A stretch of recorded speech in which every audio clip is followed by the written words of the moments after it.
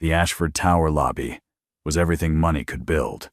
Rosie Vale had nearly reached the elevator when a security guard grabbed her wheelchair and shoved her sideways. A small metal toy car fell from her pocket and rang across the marble. A second guard blocked her path. The crowd said nothing. Then the maintenance corridor door opened, and a black man in a navy work shirt stepped out, a wrench at his belt, grease on his forearm, and stood between Rosie and the two guards without speaking. Sarah Ashford stepped off the elevator and looked at him with open contempt. The morning had started the way all of Caleb Thorne's morning started, with 2 lunches packed and stacked in a canvas bag, one of them marked with a hand-drawn star in green marker, because Wren liked stars, and because being 7 meant the small things still counted as proof that someone loved you. Caleb was 38 years old, a black man from the South Side, and he had built his entire week around the 15-minute window between the school bell at 3:15 and the moment Wren came out through the heavy front doors looking for his car. He drove east through streets still damp from overnight rain. The wipers moved once every 12 seconds. The radio was off. Wren sat in the passenger seat with her backpack between her knees and her gaze fixed on the gray Chicago sky out the window. "At the red light on Belmont," she said. "Dad, do you have any brothers or sisters?" Caleb kept his eyes on the road. The question was not new, but it had been a while. He took a breath. "I had a sister. We got separated when she was little." Wren was quiet for a moment, the kind of quiet she had learned to use around questions her father carried. She knew which questions he answered with the surface of his voice, and which ones he answered from somewhere deeper. This one was the deeper kind. "Are you still looking for her?" "Yeah," he said. "I am." She nodded the way she did when she was filing something away to think about later. "I hope you find her." Caleb did not answer right away. He could not always trust his voice when the questions came from her, in her clear, small voice, without warning, on an ordinary morning, at an ordinary stoplight. He reached across, briefly, and squeezed her shoulder, and she leaned into the squeeze for half a second before the light turned green. He dropped her at the curb at Lakeview Elementary at 7:52, watched her backpack disappear through the school doors, and drove the rest of the way to Ashford Tower in silence. At the service entrance, the guard did not look up when Caleb pushed his badge into the reader. He never did. Caleb had been signing in at this gate for 3 years, and the guard had never once spoken his name. He had learned, somewhere in his 20s, that pointing those things out cost more than it returned, and that the cost did not get distributed evenly. He had also learned that there was no point being angry about it every day. The anger took something out of him that he needed for other things. He walked through the side corridor toward the locker room. A pair of office workers were waiting near the executive elevator, both holding paper coffee cups. One of them glanced at him as he passed, registered the work shirt and the color of his skin, and looked away with a small, practiced motion of someone who had decided he was not part of the morning that mattered. Caleb opened his locker. He took the small leather notebook out of his front pocket, opened it to the page he had marked the day before, and read his own handwriting for a moment before slipping it back into his shirt pocket. He had 2 lunches in his bag. He had a daughter who liked stars. He had a sister he had been looking for since he was 15 years old. He went to work. He took the freight elevator down to the 3rd subfloor and started on the air handling units in the central mechanical room. His hands moved through the routine, while his eyes tracked the laminated building schematics taped along the wall above the workbench. There was a pressure distribution flaw on the 12th floor, a mismatch between the original design specs and the hardware that had actually been installed during the last upgrade cycle. He had been watching the sensor readings drift for almost 2 weeks, the kind of error that waits years to become expensive. He recorded the new numbers in his notebook with a neat column of comparisons running down the left margin. No one saw him do it. No one ever looked. Caleb Thorne had been invisible by design for 3 years, and he had chosen the invisibility the same way he had chosen everything else in his life since the funeral, with both eyes open. Before this building, his name had appeared in federal procurement documents on 3 major projects, and his calculations had determined whether public structures held under load. In 2018, He had received the National Infrastructure Design Award for the seismic retrofit work he had led on the Meridian Federal Complex in Cleveland. He had been 35 years old at the ceremony. His wife had been alive then. His daughter had been 3. He had a photograph somewhere of the 3 of them on the stage that night. His wife in a navy dress, Wren, asleep against her shoulder. His wife died the next spring, in a single afternoon, from a clot no one had known to look for. Wren was 4. Caleb made the decision in the parking lot of the hospital, sitting in his car with the engine off, that whatever came next would be built around the school bell at 3:15. The senior engineering role did not bend that way. The travel did not bend that way. The on-call hours did not bend that way. Maintenance work did. He took a pay cut that would have horrified his old colleagues. He stopped answering recruitment calls. He moved across the country to a city where his name was not in anyone's Rolodex, applied for a job he was overqualified for at a building where no one knew him, and he showed up every morning for 3 years, and he did the work, and he kept his notebook. He had not mentioned the award. He had not mentioned the federal projects. No one in this building had ever asked.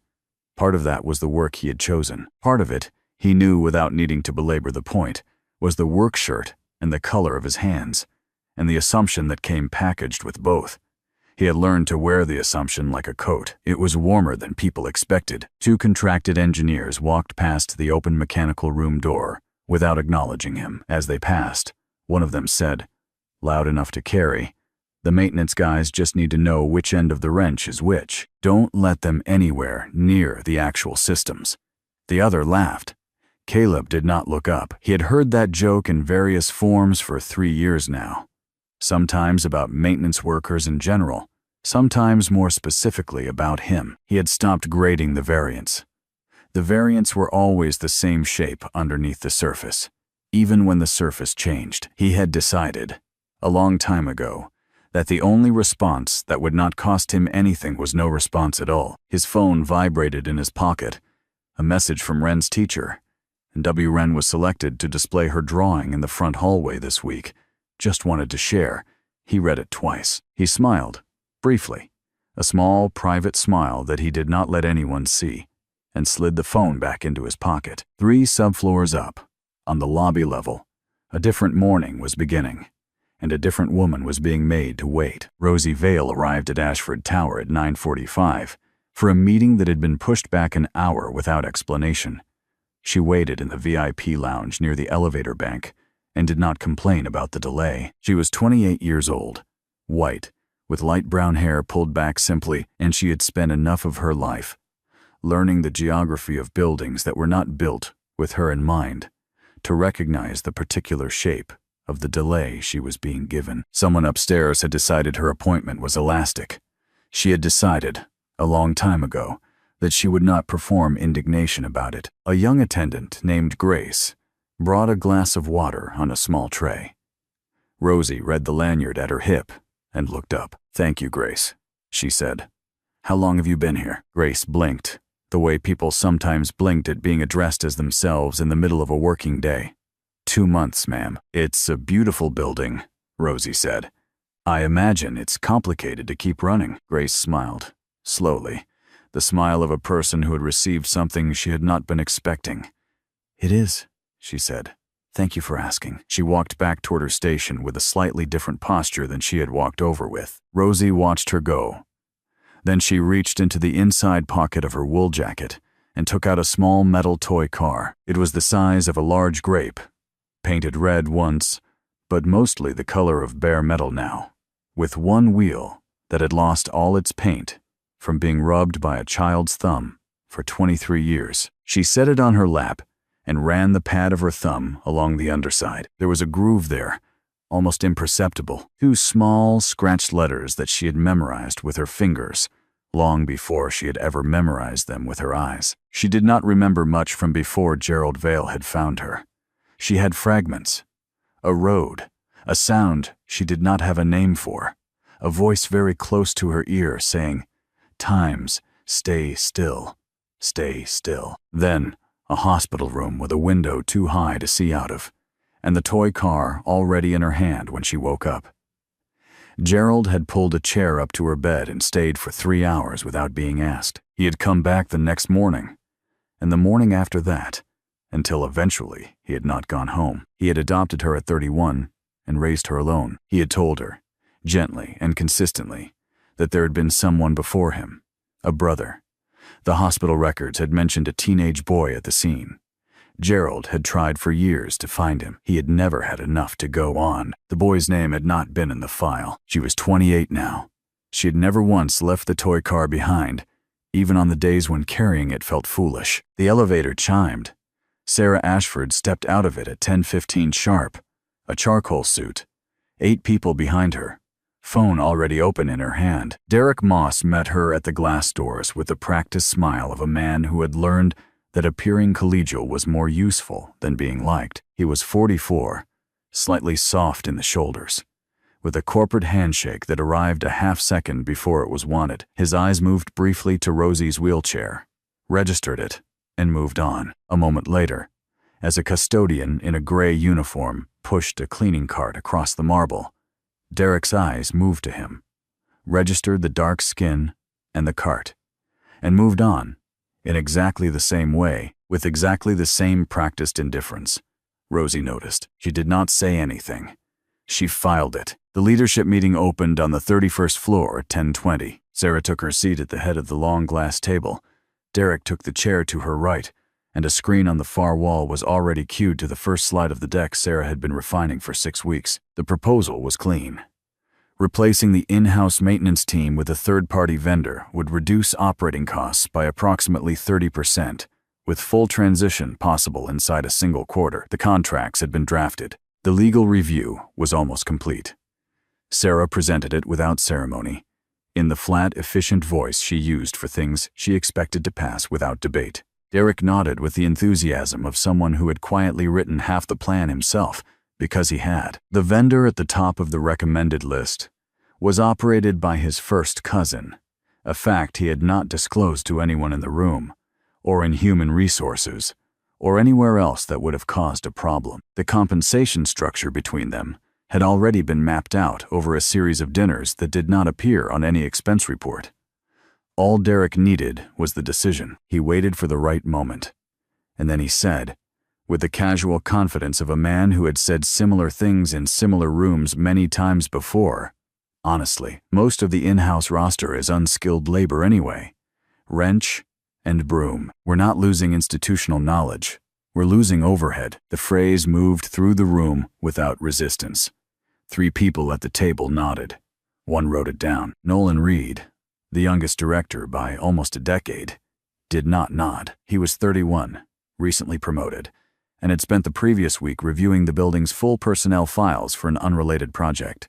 He had read the maintenance roster. He knew that 3 of the technicians Derek had just described as unskilled held active engineering credentials, 2 of them at the master's level. He also knew, because he had paid attention to who got described in which language in which meetings, that all 3 of those technicians were Black or Latino.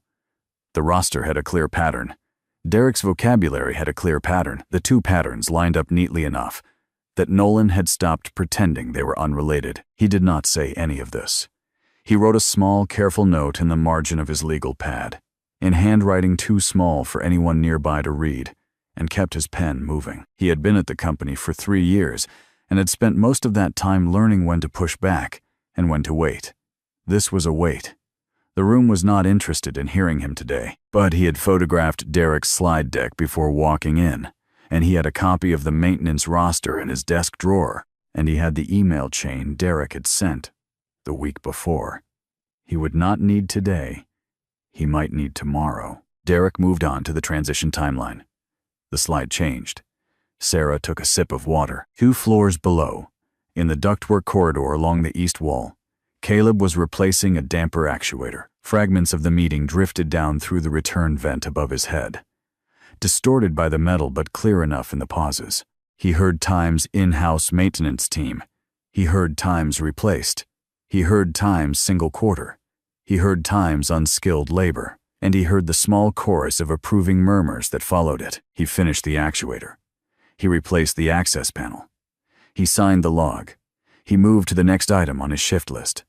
His face did not change. He had been in enough buildings to know what those words led to. The only question was the timing. That afternoon, he picked Ren up at 3:15 as he always did. She climbed into the car with her backpack and her drawing folder, told him she had drawn a horse in art class, but that the horse had come out looking like a dog, and asked if they could have spaghetti for dinner. He said yes. He did not mention the meeting. He had decided, a long time ago, that the worry he carried at work would not be allowed to travel home in the seat next to her. Rosie's meeting ran long.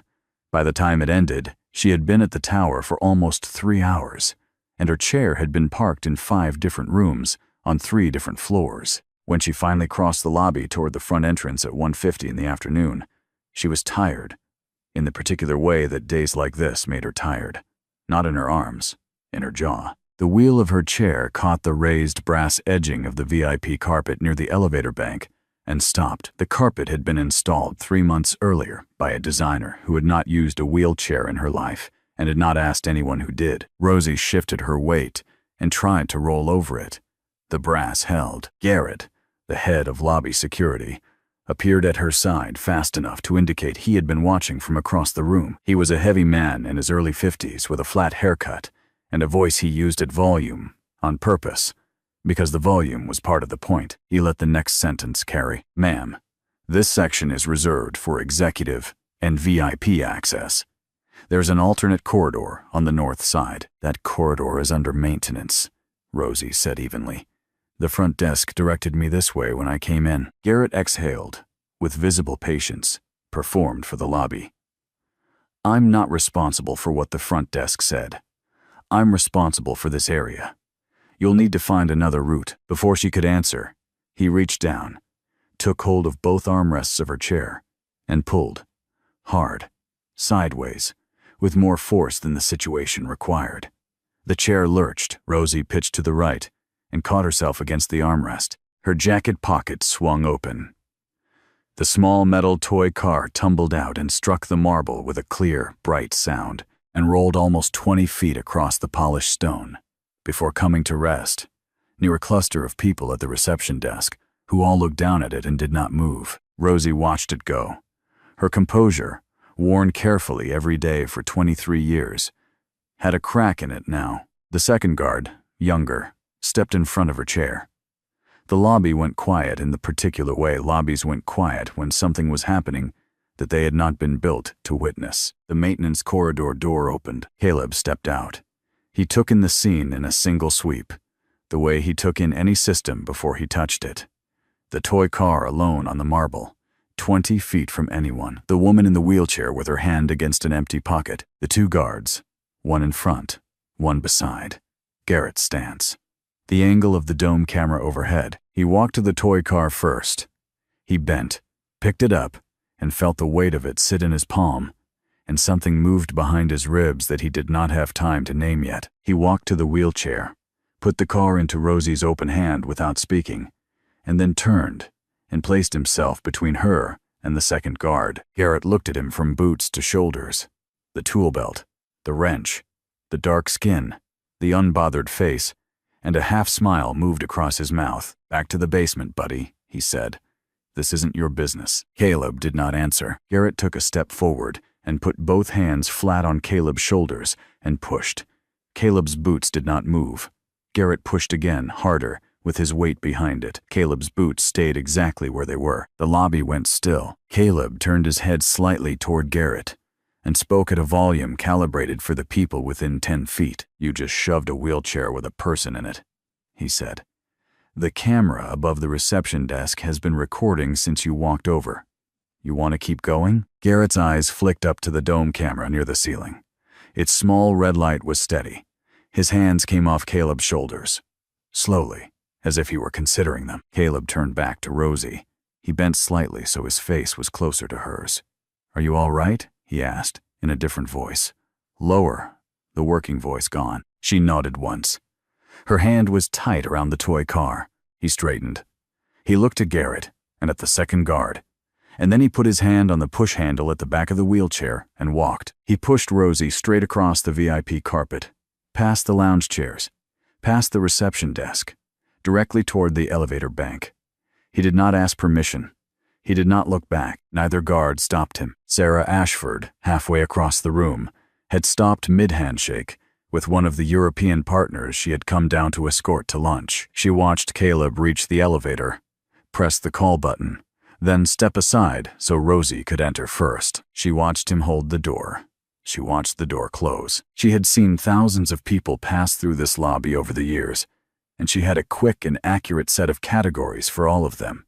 She did not know what category to put this man in. She found, uncomfortably, that this mattered to her. The European partner cleared his throat. Sarah remembered him. She finished the handshake and turned back toward the front entrance, with the particular smoothness of someone who had been trained to recover quickly. But the image of the man in the work shirt, walking a wheelchair straight through the VIP carpet without asking, stayed with her down the corridor and into the elevator, and most of the way through lunch. Twice during the meal, she lost the thread of the conversation. Once she had to ask her partner to repeat himself. He laughed it off. She did not. In the elevator, as the doors closed, Rosie looked down at the toy car in her lap. Her thumb found the worn groove on the underside without her looking. She looked up at the man in the work shirt beside her. "You're going to get in trouble for that," she said. "Probably." "Why did you do it anyway?" Caleb watched the floor numbers climb. "Because there wasn't a good enough reason not to." She looked at him for a long second, up close. She could see the line of his jaw, the small scar at the corner of his left eye, the careful steadiness of someone who had decided not to be hurried by other people's panic. She wanted to ask him something else. She did not know yet what it was. The doors opened on the second floor, where there was a ramp to the front mezzanine that bypassed the lobby entirely. He stepped out first, held the doors for her, and waited until her chair had cleared. "Thank you," she said, before the doors closed. He nodded once. The doors closed. He took the elevator down to the third subfloor and walked back to the mechanical room and stood there for a moment, with his hands flat on the workbench. He looked at his palm. He could still feel the weight of the toy car in it. He had carried the memory of another car, almost the same weight, almost the same size, for 23 years. He had taught himself slowly, over the course of those 23 years, not to let the memory press too hard against the present, because letting it press too hard had been damaging him in ways he could no longer afford. He pressed his palm flat against the workbench and breathed and went back to work. That night, after dinner and bath time, Wren sat at the kitchen table with her colored pencils while Caleb had his coffee. She was drawing something she would not show him yet. She kept the paper angled away with her elbow, the way she did when something was important. She had been working on it for almost an hour, and she had used 3 different shades of purple. "What are you thinking about?" she asked, without looking up. "Someone I've been missing for a long time." Wren nodded, as if this were the answer she had expected. She added a small figure in the lower corner of her drawing. Someone new, arriving from the edge of the page. She did not tell him about it. She kept working. The central HVAC system on the 12th floor failed the following afternoon during a board presentation.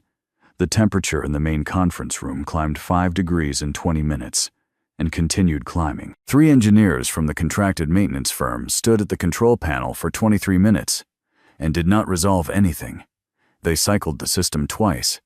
They restarted the controller. They pulled up the schematics on a laptop and frowned in the particular way that engineers frown when they are pretending to understand something they do not. Nolan Reed, whose office was on the same floor, stepped into the hallway with his laptop under one arm. The board chair had asked him twice already whether the air would be back, and he had run out of variations on times they're working on it. Caleb came down the corridor with a diagnostic bag over his shoulder, on his way to a routine check in the east stairwell. Nolan stopped him. "Can you take a look at this?" Nolan asked. "I know you're not on their crew, but there's a server room 2 doors down and we've got a board sitting in there cooking." Caleb had already stopped at the panel. He looked at it for 4 seconds. "Thermal sensor on the B-level return duct. Miscalibrated at installation," he said. "It's reading 8 degrees low. So the system thinks conditions are stable when they aren't. Compressors throttling itself." One of the contracted engineers laughed, short and flat. "That's cute," he said, turning to his partner. "The maintenance tech is going to diagnose a $2 million climate system. You read blueprints in your spare time, buddy." The sentence sat in the air. Nolan heard it land. He registered the Times buddy and the slight emphasis on Times maintenance tech. It was the kind of sentence built to be deniable, and it was deniable. Nolan had stopped, pretending he could not hear it. Caleb did not react. He opened the small leather notebook from his breast pocket and turned to a page in the middle and held it out to Nolan. Nolan looked at the page.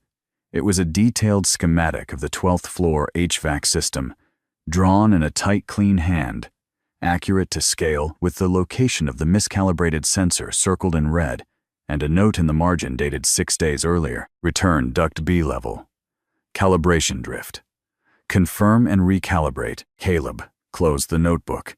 He walked past the 3 contracted engineers, opened the access panel, located the sensor in under 30 seconds, made the calibration adjustment with a tool from his belt, and verified the new reading against the system log on his tablet. He closed the panel.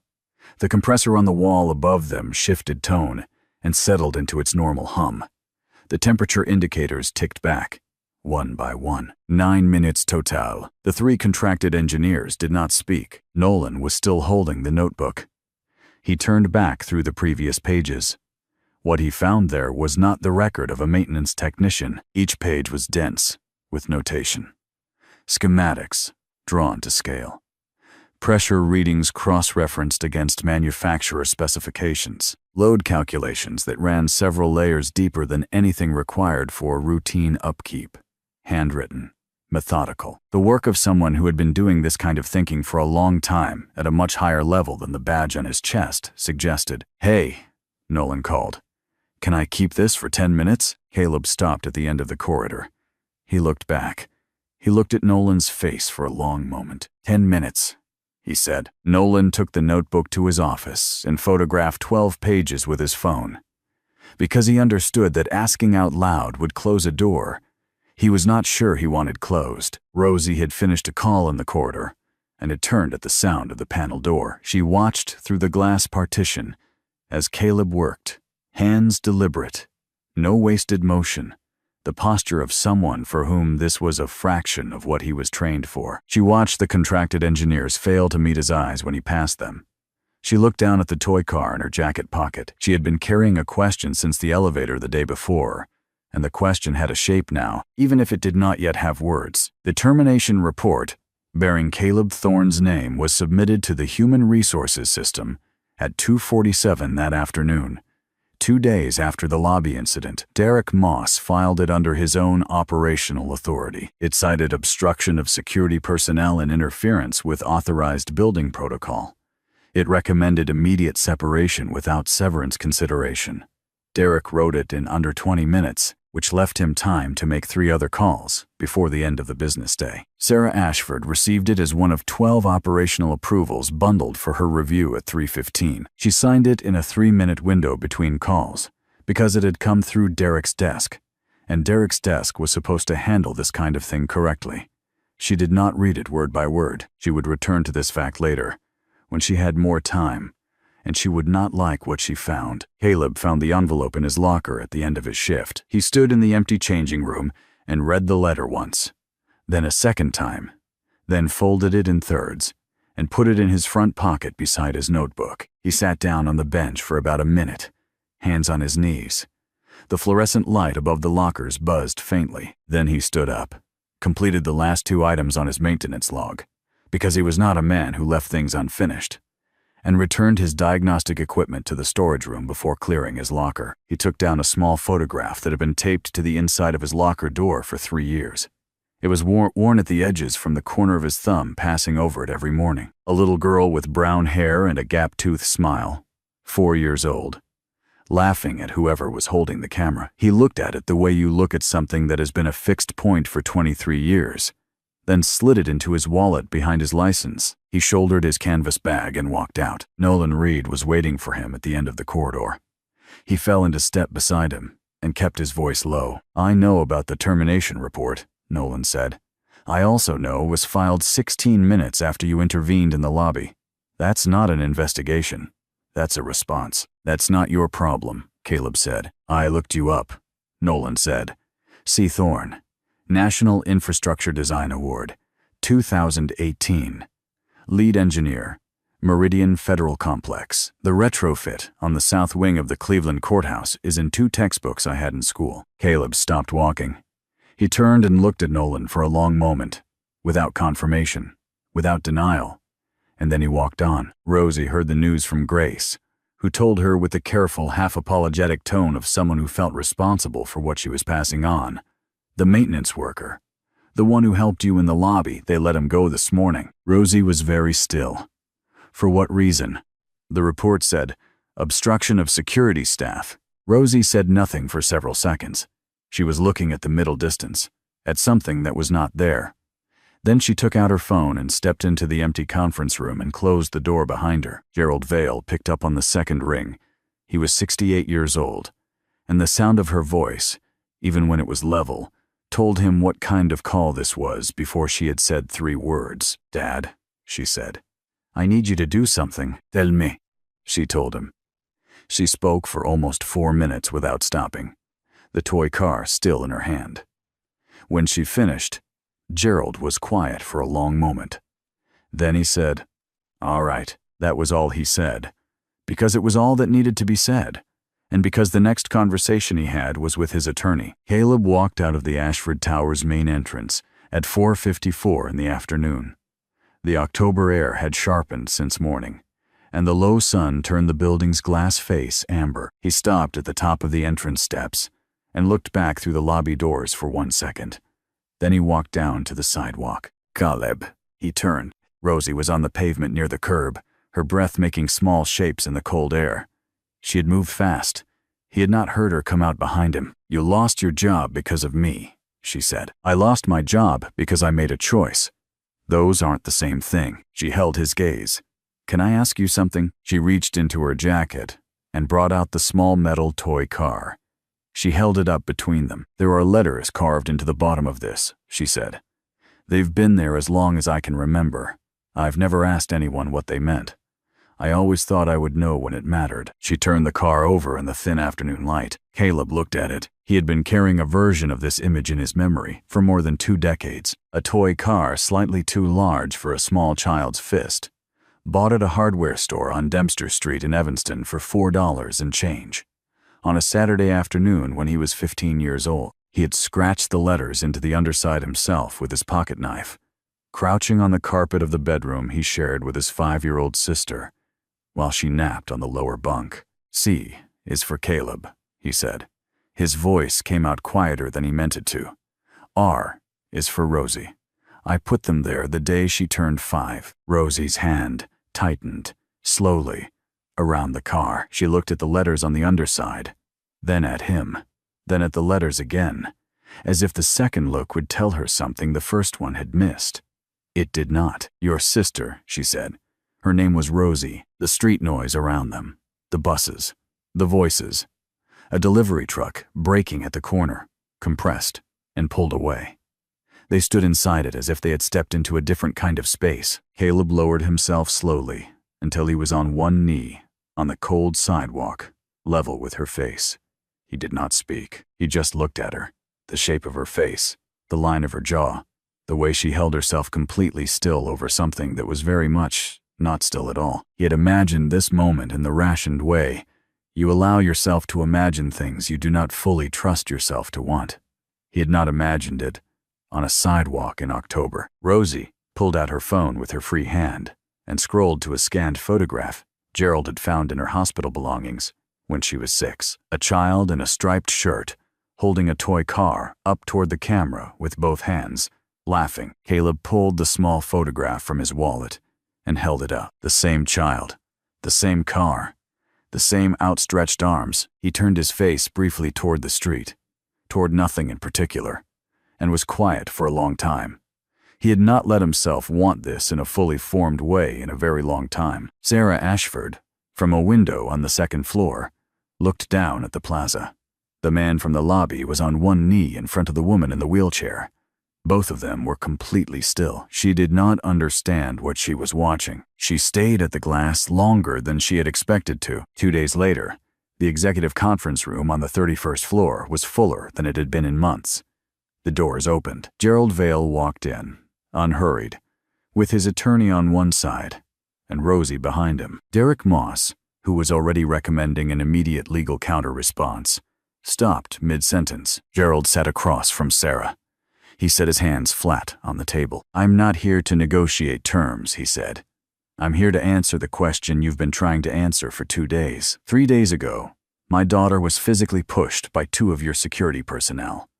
A maintenance employee stepped in on her behalf. Within 24 hours, that employee was terminated. I want to understand who made that decision." Sarah looked at Derek. It was a look of perhaps 2 seconds, level, without heat, but Derek felt the full weight of it. He leaned forward. The termination followed standard protocol. The employee in question interfered with. "How many items in that report are fabricated?" Every head in the room turned toward the door. Nolan Reed was standing there with a manila folder.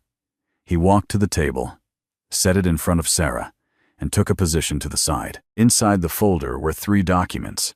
A timestamp system log showing the termination report had been created at 2:47. Email correspondence between Derek Moss and a facilities management company operated by his first cousin, discussing compensation contingent on the vendor contract being awarded.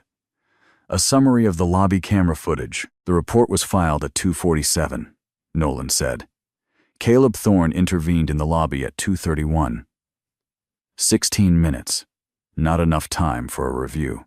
Enough time to retaliate. Sarah raised one hand without looking at Derek. She turned to her general counsel. "Suspend all personnel actions filed through Derek's office in the last 30 days. Open an independent review. Derek is on administrative leave effective this moment." An hour later, she walked down to the plaza. Caleb was on the stone bench at the edge. She offered him his position back. He declined. "I want to do the work I was actually trained for." "Gerald Vale's acquisition offer includes a staffing condition," she said.